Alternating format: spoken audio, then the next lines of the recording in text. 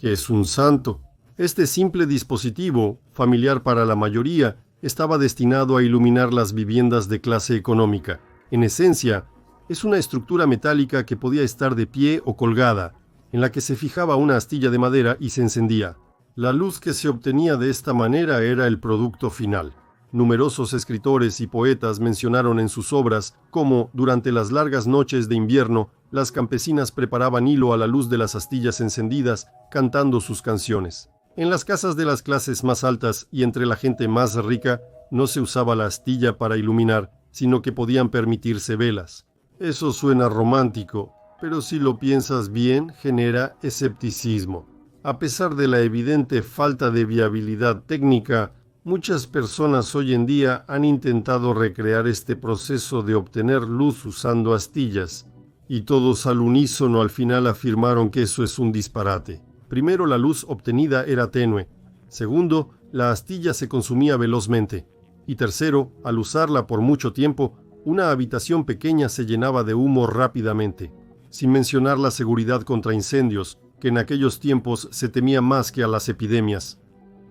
Entonces, ¿cómo funcionaba ese tal esbetit? Hay muchas versiones al respecto. Los defensores de la teoría de las astillas de madera afirman seriamente que en este caso se utilizaba un tipo especial de madera y que al preparar las astillas las impregnaban con una composición especial. Suena creíble, pero en ese caso sería más fácil usar una lámpara de aceite común de construcción primitiva con una mecha. También parece que se usaban de manera masiva, al igual que las svetitsia. ¿Y cuándo empezamos a llamar astillas de madera a las luchinas? Por tradición, vamos a citar al más grande clásico de la lengua rusa. En el campo limpio brilla la nieve ondulada como la plata y la luna manchada ilumina.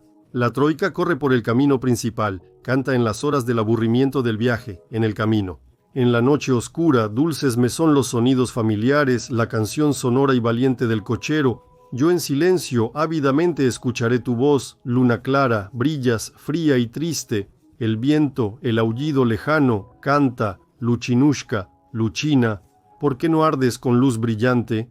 Pushkin está por encima de cualquier crítica, pero en este caso quiero decir un par de palabras amables. Por favor, lee atentamente todo el poema. Este es el único caso en el que el poeta utiliza la palabra Luchina en su obra.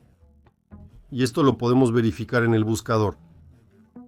¿Y por qué lleva el poema con cuartetos regulares, pero al final de repente corta uno a la mitad?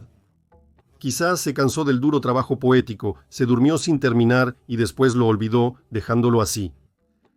¿O fue un caso similar al de la caricatura 3 de Prostokvashino, cuando alguien más añadió las 2 últimas líneas sobre que le duelen las patas y le duele la cola? Lo más probable es que el poema estuviera completo, solo que después el poeta escribió sobre Luchina, algo que ahora al ciudadano común no le interesa saber en absoluto. Estas líneas fueron eliminadas de manera muy torpe, dejando la otra mitad de la cuarteta en su lugar. Y de verdad, ¿qué astilla de madera encendida puede estar en una troika que va a toda velocidad? Si lo piensas, la astilla de madera se convirtió en una antorcha mucho después de la muerte del poeta. Cuando los reconstructores de la historia empezaron a adaptar los hechos existentes al pasado para una generación con la memoria reiniciada, antes de ese reinicio, Luchinas se refería a cosas completamente diferentes. Surge la pregunta, ¿a cuáles? Según los antiguos mapas, en el lugar de la ciudad de Ivanovo había un asentamiento llamado Luch, y con tal abundancia de tejedoras en ese lugar, ese asentamiento podría imaginarse como una sola gran svetets. ¿Y cómo podían trabajar las tejedoras durante las largas noches de invierno? El luch era claramente un atributo esencial del trabajo de las tejedoras. Ya se mencionó que, no por casualidad, bajo el temprano socialismo, casi todas las fábricas textiles empezaron a llamarse Rayo Rojo. En ese tiempo, la palabra rojo empezó a asociarse con todo lo que llamaba la atención para una mejor percepción psicológica del nuevo régimen que se había instaurado.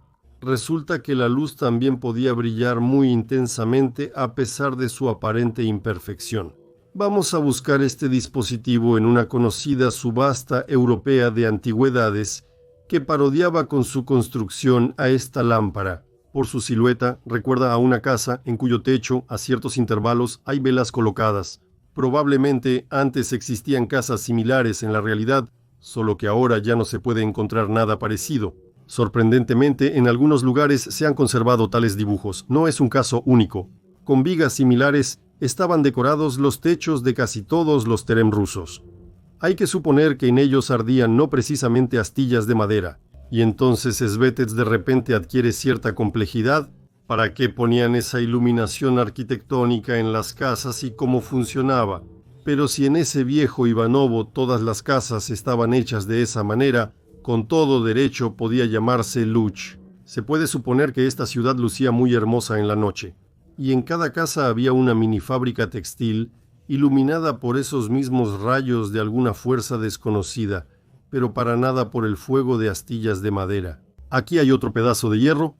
Artefactos similares se pueden encontrar en cantidad suficiente casi en cada museo local de la zona central de Rusia.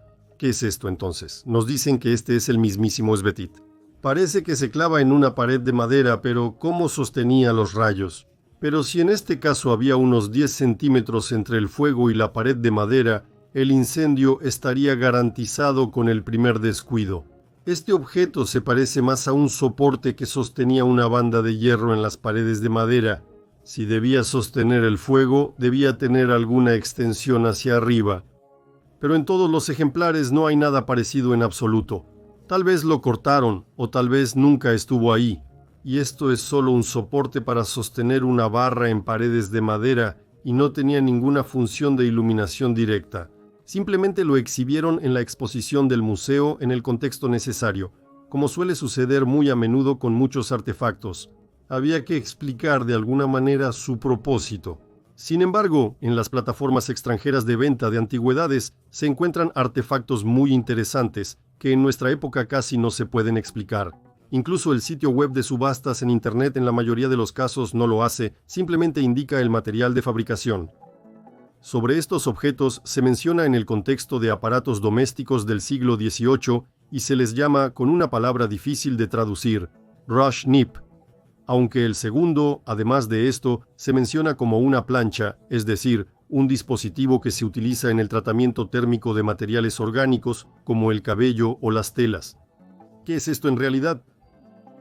Esto parece un conjunto de piezas de hierro modernas con apariencia antigua, sin explicación lógica, sugiriendo una posible falsificación. Vamos a intentar analizar cada objeto por separado. Como podemos ver, nuestro candelabro del primer tipo en este caso es una parte integrante de un dispositivo más complejo. Esas mismas pinzas ya están montadas en un eje metálico, ¿y dónde exactamente había que insertar los rayos ahí? ¿De verdad era en esas mismas pinzas? Bueno, claramente no.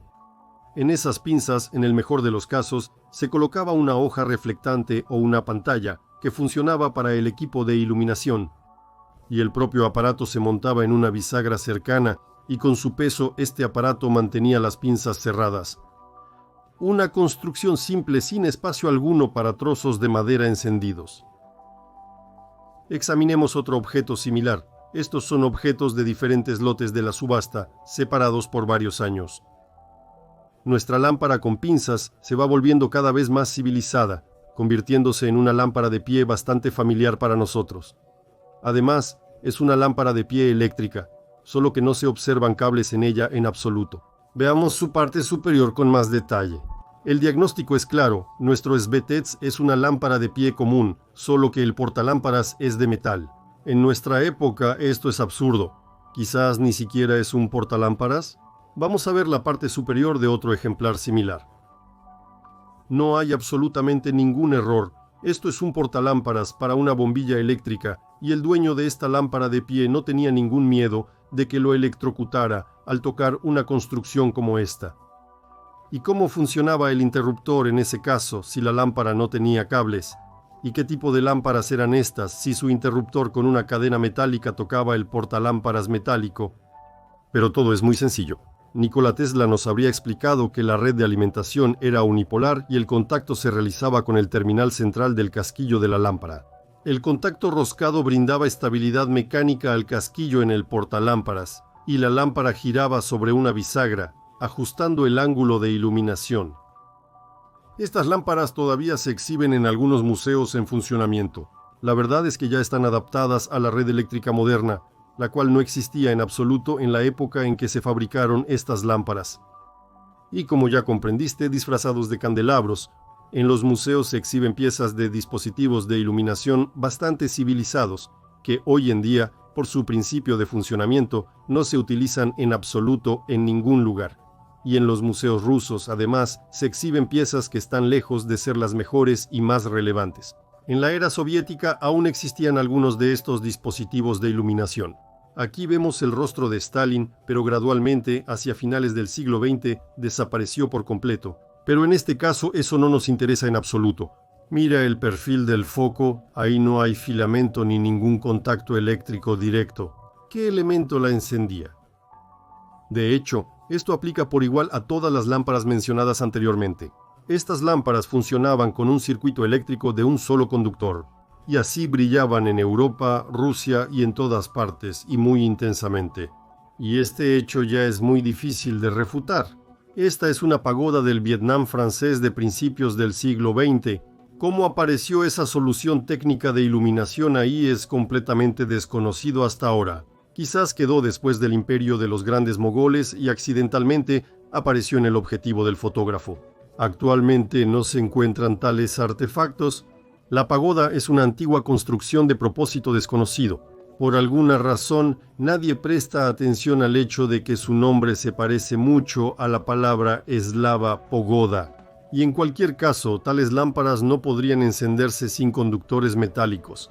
Es claro que en tales construcciones de madera había estructuras de hierro de alguna manera, y lo más probable, para realizar su contacto eléctrico con tales lámparas, se utilizaba el svetets.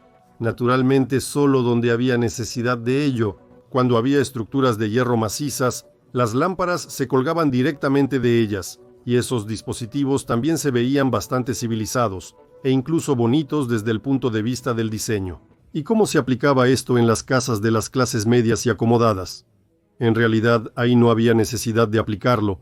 En todas las casas de clase media y alta, aunque se utilizaba el mismo principio, todos los aparatos de iluminación se instalaban bajo techos altos en lujosas lámparas de araña. Muchos investigadores han utilizado una gran cantidad de fotografías de lámparas de araña similares en sus trabajos, y hubo muchas discusiones acaloradas sobre si tenían cables eléctricos ocultos o no. Supongo que ahora nadie discutirá que no había cables en ellas. La estructura de este candelabro servía como el único conductor, y el encendido de tales candelabros se realizaba conectándolos al armazón metálico del edificio. Detrás de los paneles falsos de las paredes había un dispositivo parecido a un pestillo de ventana que era el que realizaba ese tipo de contacto. Aquí hay otro interesante ejemplo antiguo de lámpara. Como recordamos, con la calidad del aislamiento de los cables a finales del siglo XIX, cualquier uso de ellos de esta manera habría provocado un cortocircuito muy rápido. Allí no hay cables aislados en absoluto, y esos mismos cordones eran simplemente alambre de cobre o latón desnudo. Servían para mover hacia arriba y hacia abajo una suspensión misteriosa, y en esa suspensión estaba el secreto del truco de encender las lámparas.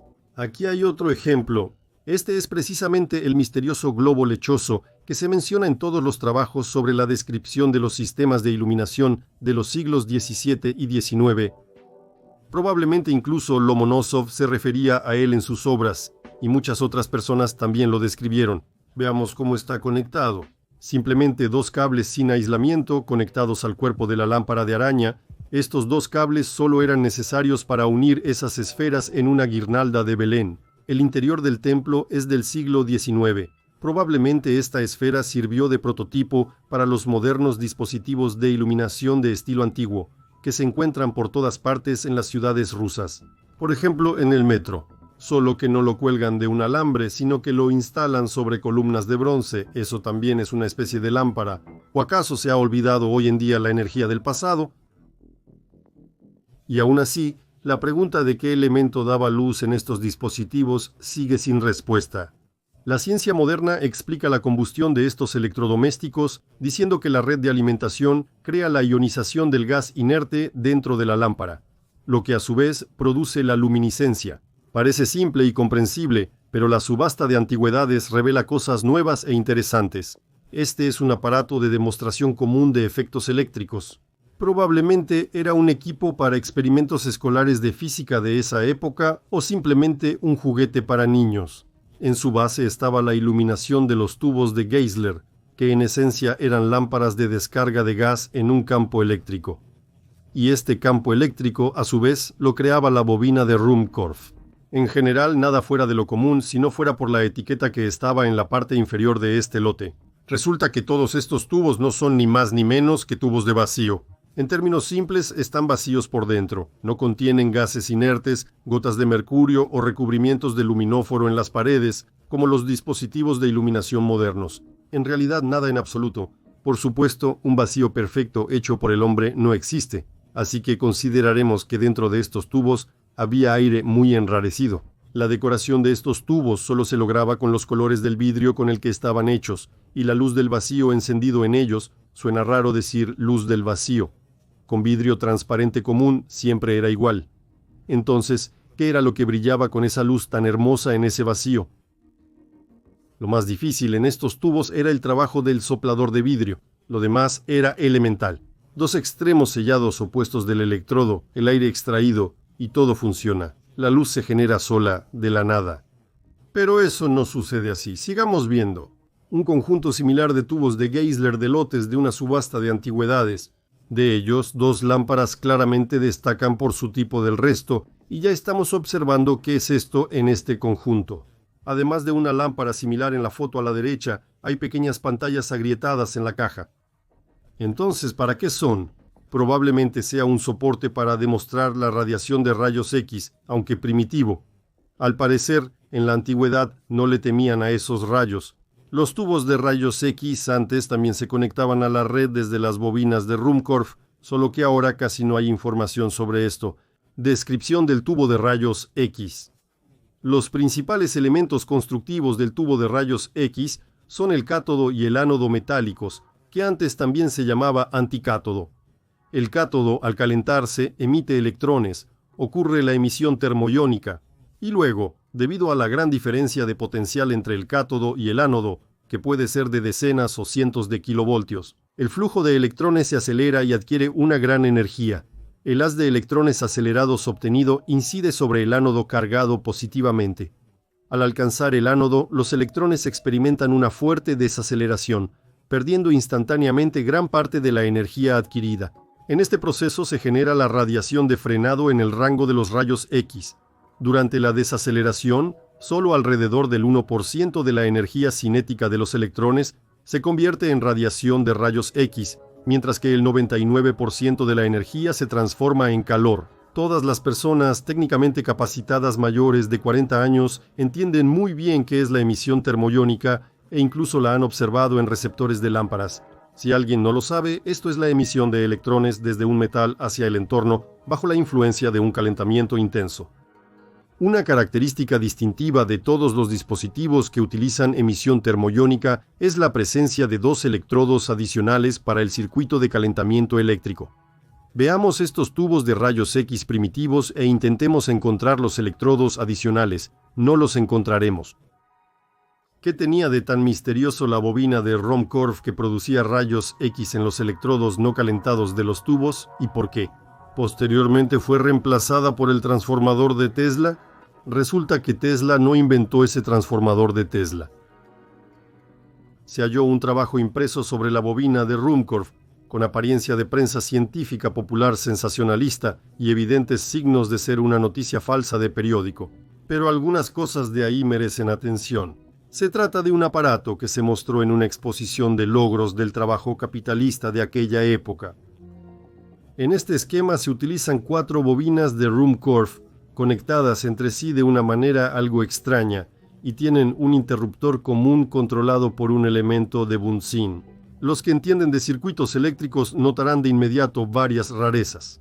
La principal de ellas es, ¿para qué se necesita una batería externa que está fuera de cuadro? Por cierto, existen muchos esquemas de conexión de las bobinas de Korff, donde llegan a ella no 4 cables, pero en ningún lado se muestran las baterías mismas. A pesar de que la bobina y otros elementos están dibujados con mucho detalle, probablemente valga la pena mencionar algunos comentarios. De la descripción técnica de este aparato ensamblado que se muestra en el dibujo, resumamos las ventajas obtenidas por la máquina de Korff, cuyos resultados, como se menciona acertadamente en el informe, se hicieron populares. Se carga prácticamente de inmediato, su chispa enciende el combustible, funde los metales más refractarios, reproduce todos los efectos del rayo y genera oscilaciones eléctricas. Las conduce a través de las paredes de vidrio del recipiente, de hasta 10 centímetros de grosor y sin dañar las paredes. Esto permite descomponer en el recipiente en vapores y unirlos rápidamente con los elementos del aire y así restaurarlos con la ayuda de ácido nítrico. La comisión también señala que una adquisición muy útil de la física de los meteoros es que la chispa de la máquina de Ruhmkorff consiste en dos partes dinámicas, una línea instantánea de fuego y un halo, cuya duración es medible. El imán desvía el halo, lo captura como un cuerpo en movimiento y la chispa eléctrica, así dividida, continúa su movimiento en dos líneas simultáneamente hasta que se interrumpe el paso de la corriente galvánica. La lista de otras aplicaciones del sistema de Ruhmkorff es muy extensa. Agreguemos solo que se utiliza para medir la velocidad de las balas disparadas por piezas de artillería, que proporcionó a la máquina de gas de Lenoir los medios necesarios para la ignición periódica, de la cual esta máquina obtenía su fuerza mecánica. Que el sistema se utiliza diariamente en la explotación de canteras, la construcción de túneles, la voladura de minas, etc. Es decir, imagínate qué tecnologías existían en ese momento. Para quienes no lo sepan, el halo es también un aura, nimbo, una de las manifestaciones ópticas atmosféricas, caracterizada por la aparición de un resplandor secundario alrededor de una fuente de luz, que generalmente tiene forma de anillo, círculo, arco, columna de luz o polvo de diamante. El señor Ruhmkorff, al parecer, dejó huella en la historia no solo y no tanto por su bobina.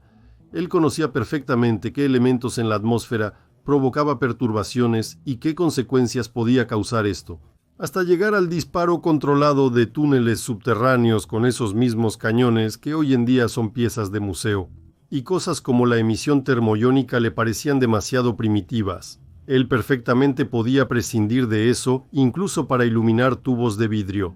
Ese no era su nivel. Y aún así, ¿qué batería secreta conectaba Korff a su bobina para lograr tales superlogros? Vamos a analizarlo. La luz 100 del segundo tipo, como ya se mencionó, en algunos lugares se llama plochka. Evidentemente, con su ayuda se calentaba algo para una posterior deformación. Aquí, al parecer, no había emisión de luz. A primera vista puede parecer que esto no brilla en absoluto, sin embargo, tiene la relación más directa con la luz misma. Y más adelante quedará claro por qué. En estas viejas imágenes se puede ver que con la ayuda de estos rizadores, las amas de casa alisaban los encajes de los gorritos. Para esto colocaban dentro del rizador un atizador caliente con una perilla. Estos atizadores a veces también vienen incluidos con los rizadores en el set, al venderse en una subasta. No parece haber nada inusual, pero ¿por qué un instrumento tan simple tiene tantas espirales de metal? Es extraño, tal vez sea por estética, pero en las pinturas de los artistas no se ve ni una sola. O quizá este tipo de rizador también se puede hacer ver más civilizado. Al igual que la lámpara de pie anterior, aquí es donde algo comienza a tomar forma. Incluso en la descripción del lote se indica que en la construcción hay latón. ¿Cómo pudieron meter una barra de hierro al rojo vivo en una pieza de latón así?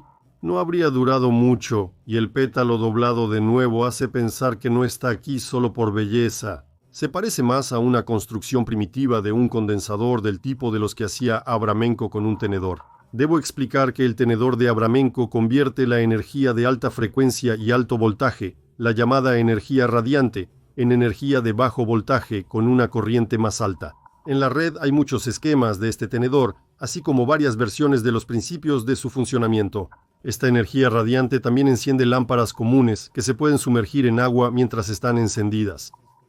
La energía radiante es ese tipo de energía que parece estar disuelta en el espacio y que muchos ahora intentan encontrar.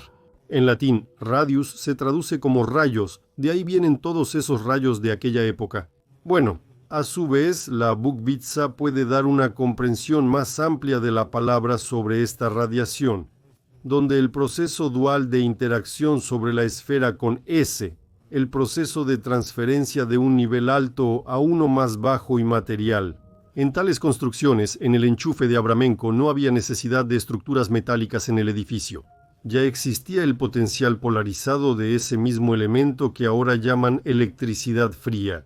Y al aplicar este potencial a una estructura metálica de un tipo especial, por ejemplo, un candelabro al que están sujetos los dispositivos necesarios, se podía obtener ya sea calor o luz. Y esto es nuestra plancha en su forma normal y civilizada. En ella originalmente no se insertaban objetos calientes. Todo el secreto consistía en ciertos objetos que se sumergían en las tapas de latón. En la foto solo se pueden ver los mangos de hierro de esos objetos. Esos objetos son también tenazas para rizar el cabello, pero de un tipo distinto. Si este es realmente un objeto auténtico de antigüedades, entonces el secreto de esos mismos objetos sumergidos pierde sentido. Estos objetos eran a su vez recipientes con algún tipo de sustancia líquida. Si mentalmente giramos la plancha con la punta hacia abajo, cambiamos un poco la construcción de este recipiente de algo líquido y le ponemos un mango, obtendremos la plancha más auténtica que pueda haber. Esto también es una especie de lámpara, solo que de la energía del pasado. Estos son planchas reales de principios del siglo XIX si le creemos al sitio de subastas. Evidentemente, nadie explica su principio de funcionamiento de ninguna forma. El secreto del funcionamiento de las planchas estaba en sus bases, que estaban sobre una mesa de hierro.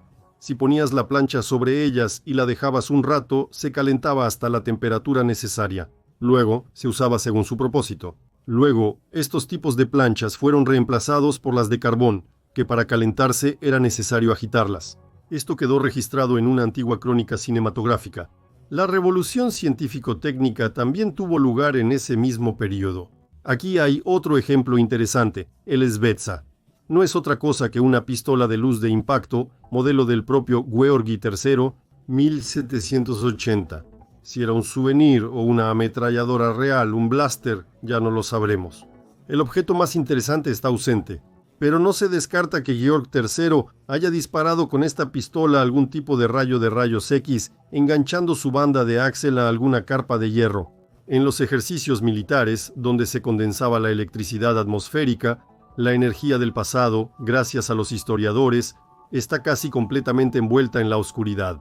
¿Cómo lograban crear todo esto personas comunes que no tenían títulos académicos ni el equipo técnico más avanzado? ¿De alguna forma lo conseguían? La respuesta no está en las materias avanzadas. Simplemente, la gente común conocía las leyes del comportamiento de esas fuerzas que generaban todas estas manifestaciones energéticas y que ahora parece que ni siquiera existen. Y las leyes del comportamiento de esas mismas fuerzas no eran más complicadas que las leyes de Ohm. Aquí hay otra luz. Prestemos atención a su parte delineada. Su geometría, al parecer, está determinada por alguna de las leyes del comportamiento de esas mismas fuerzas. En gran medida se repiten diferentes objetos antiguos de distintas escalas, desde muy pequeños hasta muy grandes. Un detalle similar se puede encontrar no solo en relojes antiguos, también aparecía en camas, sillas, instrumentos musicales e incluso timbres de puertas, hechos antes de la primera mitad del siglo XIX. Pero si en la plancha servía para concentrar el calor, ¿qué función cumplía en los otros objetos? En esos relojes también se acumulaba algo, pero evidentemente no era calor. Obviamente, en este caso se acumulaba algún otro tipo de energía manifiesta, tal vez, y lo más probable, en este caso se acumulaba, por así decirlo, energía magnética, que ahora es más conocida como magnetismo. Al parecer, el ser humano no puede percibir esta materia con sus sentidos. Pero las personas de aquella época y las de ahora, en cuanto a su estructura interna, no se diferenciaban, y eso está comprobado. No ha habido saltos evolutivos en el desarrollo humano en los últimos 200 años. Por lo tanto, el órgano sensorial que reaccionaba al magnetismo en el ser humano está presente en buen estado de salud. Y ahora, simplemente el dispositivo que acumulaba energías de este tipo, similar a las esferas de leche para la energía luminosa, se ha perdido por completo. Actualmente en la red hay muchos trabajos científicos y no tan científicos sobre la existencia del campo magnético escalar, y esto no es un mito en absoluto. En el centro de esta composición arquitectónica, en alguna de las catedrales, podemos ver un detalle similar, solo que en una forma mucho más grande. Es comprensible que, después de cierta revolución, de esta construcción desaparecieron por completo los jarrones auténticos. De hecho, desaparecieron de la gran mayoría de detalles arquitectónicos similares en todo el mundo. Fueron reemplazados por jarrones decorativos, estatuas o incluso simplemente dejaron el lugar vacío. Si mentalmente despojamos los elementos metálicos de esta parte de la catedral y colocamos ahí los mismos jarrones en lugar de los querubines y el objeto extraño en el centro, volvemos a obtener un candelabro. Veamos de nuevo la foto de la plancha. La pregunta sobre el contenido de la hornacina son detalles arquitectónicos. Anteriormente, en vez de la estatua, había campanas a los lados, lo cual es comprensible en general. Ellas atraían la atención de la gente con una señal acústica, y en esa hornacina había algo más grandioso. Si ahí había un enorme proyector, entonces en la plaza frente a ese edificio siempre estaba iluminado, como de día. Si alguien ha estado en Milán y ha prestado atención a las hornacinas dentro de la estatua, en ellas colocaban un hacha tan grande que en algunos lugares tuvieron que cortar parte de la hornacina. Originalmente, en detalles arquitectónicos similares, siempre había jarrones como los de esta foto. ¿Y qué contenían? Lo mismo que las planchas, las pesas de los samóvares, los colgantes y la lámpara de araña. Ahí había una sustancia que provocaba la agitación de todas esas fuerzas incomprensibles que en su tiempo el señor Korff manejaba hábilmente, conectando su bobina a las uniones metálicas de edificios similares. Esa es la misma batería que no aparece en ningún dibujo, y como resultado de esa agitación surgían manifestaciones energéticas. En este caso, según la foto, gracias a los floreros se encendió el letrero ubicado en la fachada de la casa justo debajo de ellos. Esto también era una fuente de luz y no solo se encendía el letrero, sino todos los dispositivos de iluminación dentro del edificio. Y además de ellos, también se calentaban tanto las planchas como las chimeneas destinadas para eso. ¿De verdad todo esto lo planearon personas comunes con medios improvisados sin tener títulos académicos? Es evidente que las personas antes de esa extraña revolución no se complicaban la vida y no sobrecargaban su mente con información innecesaria. Todos los elementos mencionados anteriormente, con los que lograban tales milagros, les eran bien conocidos. En qué forma los representaban y cómo los clasificaban, ahora no lo sabemos con certeza. De lo que tenemos ahora solo existe la tabla periódica de los elementos químicos. Es comprensible que en ella actualmente no hay ninguna designación de esos elementos. Hay muchas discusiones sobre el hecho de que la tabla periódica moderna hasta hace poco estaba de alguna manera recortada y de ella desaparecieron algunos elementos. Esos mismos elementos químicos de interacción, que ahora aceptamos como los mismos elementos. Bueno, ya que empezó esta fiesta, hagamos un pequeño trabajo creativo e intentemos recrear estos elementos químicos, o mejor dicho, crearlos de manera natural. Condicionalmente, usando la simbología de un conocido juego de mesa, obtenemos bajo el número 0 a newtonio y bajo el número 1 antes del hidrógeno a coronio. Por cierto, el dominó de este tipo con 8 valores en el siglo XIX se usaba en las mismas subastas de antigüedades. Existen muchos juegos de dominó similares que, por alguna razón, con esta característica se llaman militares. Me asalta una vaga sospecha de que en los cuarteles generales de esos ejércitos no solo jugaban dominó, sino que también hacían algo más con él, junto con los mapas y los curvímetros. Supongamos que todos nuestros elementos se crean a partir de elementos químicos, dispuestos según su actividad conforme a la tabla periódica. A la izquierda está el elemento más inactivo y ligero, que no participa en reacciones químicas. A la derecha, el elemento más pesado y activo. En este papel, lo ideal sería cierto calórico. En la combustión de hidrocarburos, por ejemplo, es reemplazado por oxígeno y se libera, lo que muestra sus propiedades para reaccionar químicamente. En algún lugar de las profundidades de la Tierra, bajo ciertas condiciones, probablemente está presente ese mismo electrón en esa misma fila. No en vano, en casi todas las definiciones oficiales de la batería de ácido, participa en las reacciones casi como un elemento químico independiente, y en algún lugar probablemente junto a él, hacia la izquierda, están presentes el fotorod, el magnetorod y otros tipos que solo podemos especular. Naturalmente, sus propiedades cambian a medida que disminuye su peso, pierden la capacidad de participar en reacciones y su potencial energético disminuye. De alguna manera, el ser humano puede reconocer una parte de ellos con los sentidos, pero otra parte no. Supongamos que todas estas sustancias están disueltas en igual medida en el espacio circundante y su cantidad total en un volumen elemental constituye una constante. De hecho, es como sumar los puntos en el dominó. Esto se aplica incluso al vacío del tubo. Cada una de estas sustancias puede interactuar mecánicamente entre sí. Por ejemplo, el aumento de la concentración de una sustancia en movimiento desplaza a la sustancia con un número más alto y viceversa. De esta manera, cuando estas sustancias se desplazan de forma dirigida en materiales con distintas condiciones de permeabilidad, la concentración de algunas disminuye, mientras que la de otras se repone desde el exterior. Y esa es la misma energía radiante en los tubos radiantes, los tubos de Geisler. Y todo esto ya era conocido desde hace mucho tiempo. Y aquí la reposición de ciertas sustancias realizada cíclicamente provoca una manifestación energética. Esto es el calentamiento, la iluminación, etc. En general, eso es lo que se observa en una construcción como Svetets. De esta manera, al cambiar el equilibrio mutuo de estas sustancias en medios con diferentes propiedades, tenemos la reposición de sustancias individuales en el mismo volumen gracias a la penetración externa. Por ejemplo, al cambiar la concentración de electrones en el reóstato, debido a su mayor resistencia en comparación con los conductores, comienza a entrar calor desde el exterior. De esta manera, la interacción entre cada par de sustancias se representa en las mismas fichas de dominó. Probablemente cualquier circuito eléctrico, incluso uno de un solo conductor, se puede representar como un circuito cerrado de dominó. Y no solo imaginarlo, sino modelarlo, que es precisamente lo que hacían los maestros de aquella época, sin tener ecuaciones diferenciales de 4 pisos ni títulos de profesor.